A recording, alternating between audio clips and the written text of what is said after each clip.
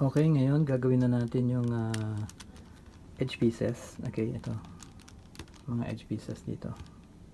Okay. Ito okay na. Okay, so may tatlo pa tayo. Okay. So, ito yung mga edge pieces niya. Pwede rin yung nandito. Okay, pwede rin yung mga nandyan. Yan.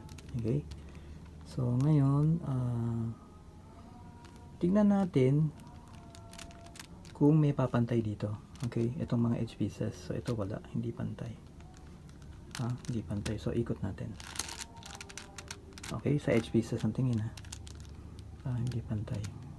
Okay. Pangatlo. Ito pumantay.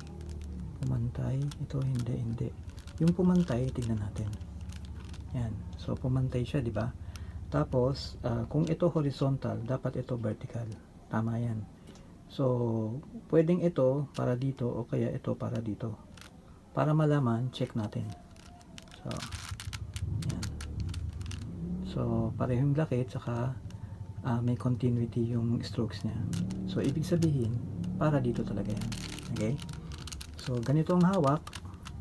Tapos, U, R, U prime, R prime, U prime, F prime, U, tapos F.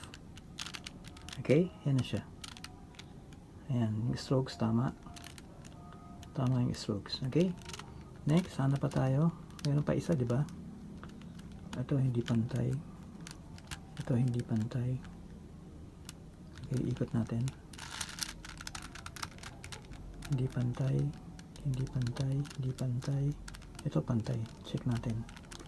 So, ito nakatayo, ito nakahiga, tama, dapat ganyan, magkasalungat. So, kung hindi siya dito, dito siya. Pero tingin ko dito kasi maiksi lang. Okay? So, testing natin. Ayan. Pareho yung strokes, pareho yung laki. Okay? So, ibig sabihin ito para dito. So, gawin natin ulit yung algorithm. U, R, U prime, R prime, U prime, tapos F prime, tapos U, tapos F. Okay, ayan na siya. Pareho yung strokes. Pareho yung strokes. Okay? So, ito na lang, isa. Okay. Ito, pantay, di ba?